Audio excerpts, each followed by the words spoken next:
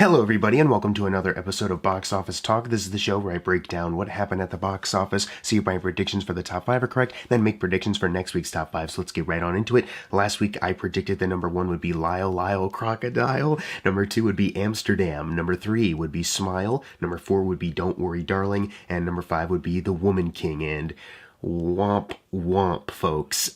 This is a full-on goose egg of a weekend. 0 out of 5 of my predictions right. Not 1, not 2, 0. No, none of them. None of them are right. And I looked in the comments and so many other people as well were either going Lyle, or a lot of people were putting their money on Amsterdam to get number 1 this weekend. A couple people got Smile, but then got tripped up by like the last couple in the top 5. So yeah, this weekend really threw people through a loop. But if I'm being honest, the fact that we have Smile once again at number 1 with barely a drop from last weekend, that is worth it. You know what I mean? It's worth getting 0 out of 5 of my predictions right. It made $17 million this weekend, okay? So that adds to a domestic total of $49 million.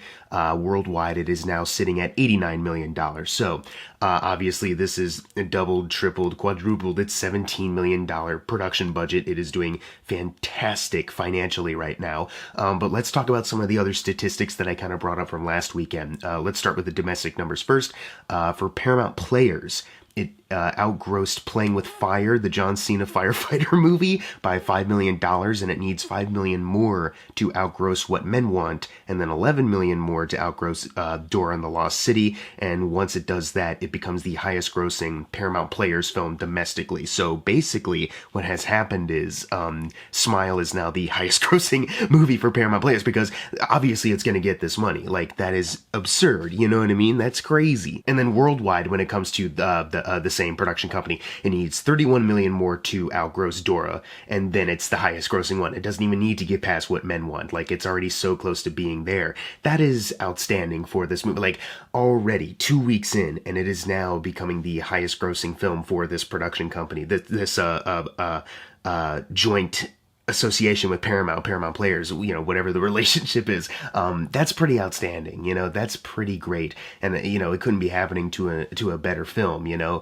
Obviously, I'm sure Paramount Players will probably really, because they only really just got started, like, around 2018, 19, something like that, so obviously they'll have more chance. It's not like it's, like, been, like, years since anything has topped some of their other films, and now this is it. So, you know, there will definitely be more in the future. It's just really exciting, I guess, to see an original horror movie really do this, you know. But now let's shift over to, speaking of horror movies. Last week I said, you know, all this other stuff about how it was comparing to horror movies that was releasing this year. So it needs $32 million more dollars to outgross Scream, the new Scream that came out this year. And then once it makes that money, it becomes the third highest grossing horror film of the year. It enters the top 3 behind Nope and The Black Phone. And whether it gets to those other two or not, you know, time will tell. It still needs this $32 million. I'm sure, like, either 2 weeks from now, maybe 3 weeks from now, closer to Halloween. We'll see how that plays out, but my money is, you know, definitely not next weekend, but after that. I think it definitely will do that, and that is pretty spectacular, to say the least, you know. The fact that Scream, the franchise IP, you know, is kind of having to potentially compete with this original film, you know, that's pretty fucking crazy. And then of course worldwide, it needs $49 million more to outgrow Scream, and then it, you know, is the number 3 and it has to go through The Black Phone and Nope. A similar kind of patterns with the domestic and worldwide numbers, but still, this is all very, very exciting. I'm just, you know, very happy to see all this. Number 2, let's talk about Lyle Crocodile. So the thing about Lyle Crocodile is that I predicted that it would get number 1, and it got number 2, and it didn't really surprise me how much money it actually made. You know, it was kind of like as much as I thought it would. I just did not know the Smile would hold over as well, I guess. I thought Lyle would maybe do just a smidgen better, but, you know, it only made $11 million this weekend. Has no worldwide total to add to that as of yet. So we'll just talk about domestic numbers when I bring up these stats in a couple seconds. On a budget of $50 million, this is not a very great opening. I would say if it maybe, was opening in a drought, maybe it could hold over fairly well. And if it was getting like amazing reviews, and it's kind of not like it's getting like some of those like surprising, like, ooh, I was actually kind of charmed by it. It was kind of surprising, but it's mostly kind of middling kind of reviews. So not the greatest in the world as far as, word of mouth kind of spreading. You know what I mean? I'm not sure if this is a big hit with the kids, if kids are talking about it amongst themselves.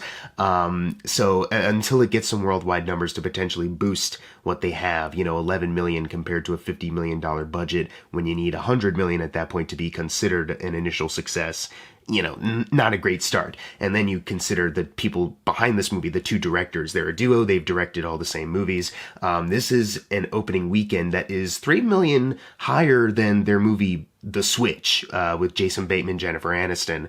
But then it is 5 million below Office Christmas Party and 22 million below Blades of Glory. So, a pretty bad opening, I guess, for them. And then when it comes to outgrossing some of these other films, it needs 16 million more still domestically to outgross The Switch. If it even gets that, if it holds over well enough to get that. But next weekend, this is October, Halloween season. Halloween Ends is coming out, and those other two Halloween movies have made a lot of fucking money. So, that's going to dominate the box office. And then after that, it's Black Adam time. Dwayne Johnson's coming in, so it's not looking good for Lyle Crocodile. But potentially it is looking way better for this movie than our number 3, which is Amsterdam. Last weekend during the predictions segment, I mentioned, some, David O. Russell controversy. I will not be delving into that here because this is strictly a box office video. Also, when I said those things about him allegedly, I said pedophile, and technically I guess that isn't the case because his niece is 19, so not really, I guess, pedo. Still terrible though, still look into that, continue looking into that, but I'm sorry, we're not here to talk about that ad nauseum or the other times where he's been a dick on set, made Amy Adams cry, called Lily Tomlin a cunt, holy shit. You know what I mean? How are these people working with him? How's Christian Bale still coming back even though he was there for American Hustle? Oh my gosh. Anyways, we're not talking about that. Does this feed into how much it did this weekend? I don't know. It could be the fact that the reviews weren't the strongest, kind of really rotten reviews on Rotten Tomatoes. I checked the audience score before doing this, and it's like struggling to cling on to a 60%, an audience score, where audiences are usually a little more favorable. It is struggling to cling on to a 60%. That's impressive, to say the least. Word of mouth probably wasn't doing strong for them either. It made $6 million this weekend, and the budget is $80 million. So pretty horrible. Now, not like Lyle Crocodile. It does have a worldwide total. It doesn't boost it up much. It is only sitting at $10 million. The big takeaway here is that this is an $80 million movie, and at that point, to be initially considered a success, you need $160 million. A 10 million worldwide opening is a humongous flop. That's embarrassing right there, especially with all of these stars. Holy shit. Big ol' flop. That's incredible, to say the least. As far as David O. Russell's other films, it outgrossed Spank the Monkey domestically by $5 million. It needs $8 million more till it outgrosses Ben Stiller's Flirting with Disaster. Worldwide, it outgrossed Spank the Monkey by $9 million and needs $6 million more to outgross Flirting with Disaster. So there's those stats. That's what David O. Russell deserves, I guess. It's crazy, I'm sure, yeah, a lot of the controversy, if people know about it, probably affected it, but I think more so, maybe it's just a lack of interest due to, pretty bad reviews and people not really talking about it personally all that much. People obviously are talking way more about Smile, like, hey, Amsterdam's coming out, should I see that? Friend of mine who's into movies, and they go, maybe give Smile a chance, Smile's actually about shit and pretty good. Unlike Amsterdam, which is like mediocre at best. Review coming soon, or maybe never. We'll see. Yeah, that's crazy, dude. And maybe, hopefully, this can be the end of David O. Russell's career. Oh wait, he's directing like a pilot for Paramount, for a FIFA series or something. Never mind, he's gonna rebound. Fuck this. Moving on to number 4, which is The Woman King, making $5 million, adding to a domestic total of $54 million. Worldwide, it is sitting at $64 million. So still, we need $36 million more to double that production budget, be considered a success, and it is not there yet. It is clinging on for dear life in this top 5. I can at least give it that. and I'm really hoping that it does get this money and it does stick around for it, and potentially if it does get like some awards talk, that those re-releases will push it over too. Maybe this is just a really big long game where we'll see this movie come back into the top 10 at some point.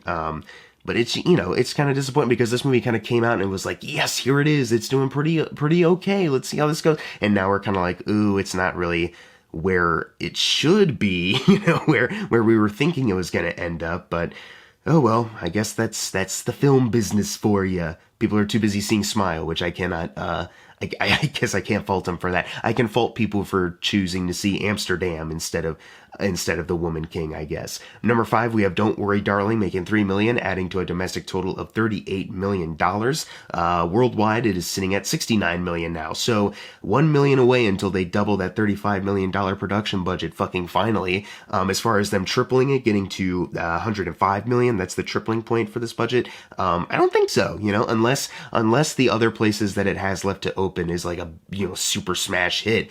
But it didn't make a big splash here. Like, it made a decent amount of money, but it wasn't like the biggest splash, you know what I mean? I doubt it would be anywhere else, because this is kind of like specifically like geared more so towards an American audience. That the retro feel is that of old like 50s America, and the costumes are that as well, and they're mostly more American women, kind of target demo. So yeah, if it didn't do fantastic here, it's doing all right, but if it didn't do fantastic here, it wouldn't pick up anywhere else, I feel like. So okay, whatever. Let's move on to number 6, which is Avatar, making $2.5 million, adding to a domestic total of $783 million. Worldwide, it is sitting at $2,908 million. That is fucking outstanding. That it is still making money despite it being a 2009 film.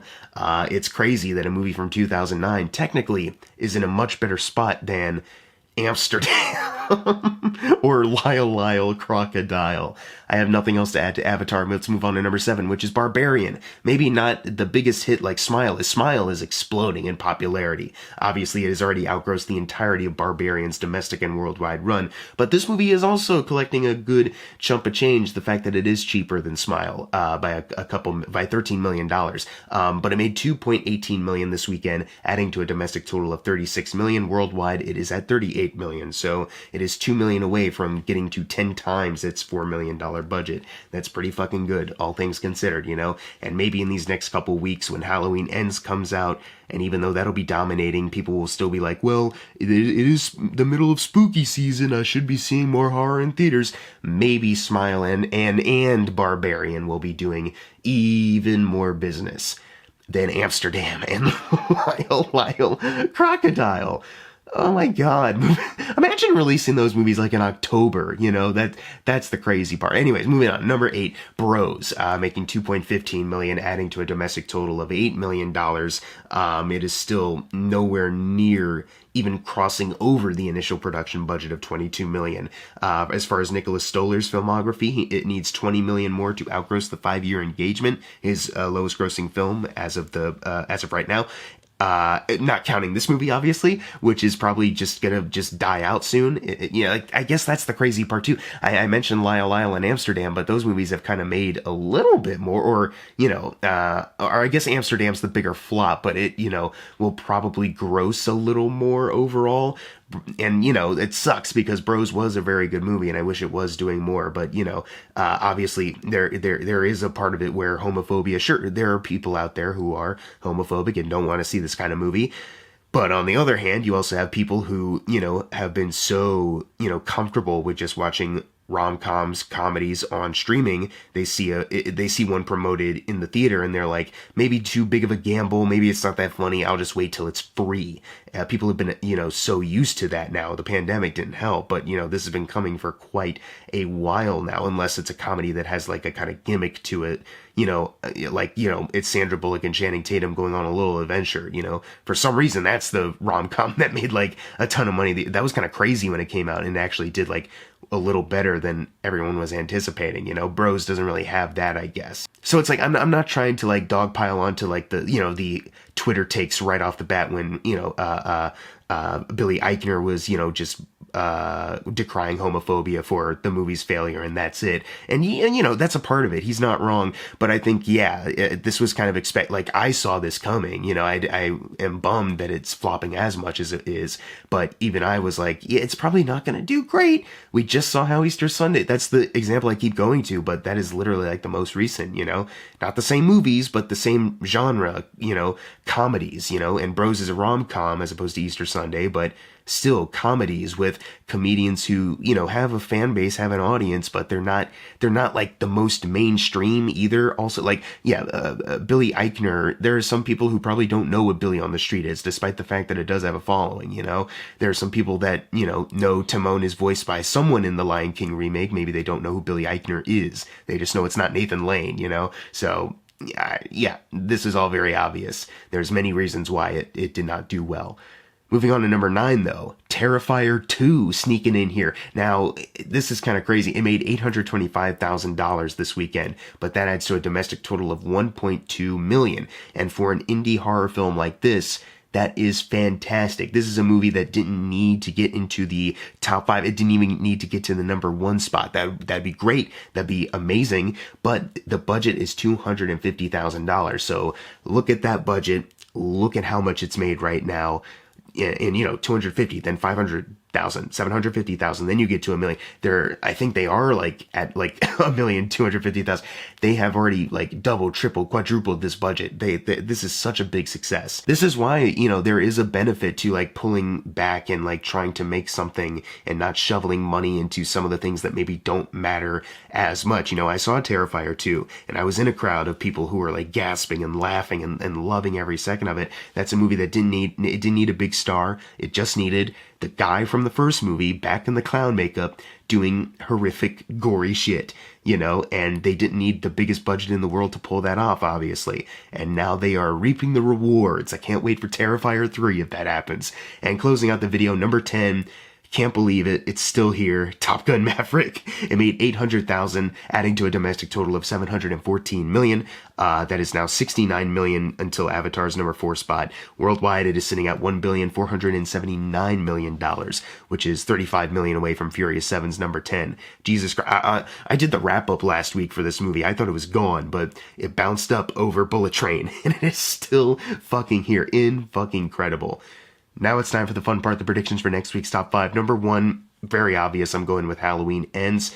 Then number 2, I'm going with Smile. Number 3, Lyle Crocodile. Number 4, Amsterdam. And number 5, The Woman King. Now, what are your predictions for next week's top 5? Leave them in the comments below. This could be interesting because, like what happened this weekend, things could flip around. Maybe something could be, doing better. Maybe something could be doing worse. I was thinking like, is Till gonna get in here? But I'm not sure, because that's a kind of movie that's like really heavy, like more heavy than, your average movie. And if movies are struggling to kind of still, or hold relevance in a movie theater and struggling to kind of find a lot of its audience, if certain movies are not getting that audience in theaters, Till is the kind of movie where I feel like they see the trailers and they're like, oh, I don't think I want to see that in a theater, at least, maybe not at all for personal reasons, so I don't think Till will get in there, but maybe it will, I'm not ruling that out completely, but I there's a part of me that doesn't see that happening, and that's why I'm going with that prediction. But what are your predictions? If you think that, leave it in the comments below. I want to know. I want to see different opinions. I want to see different predictions. Makes this series interesting. And as always, thank you guys for watching. Make sure to subscribe. I'm Jackson Fulcher. See you guys next time.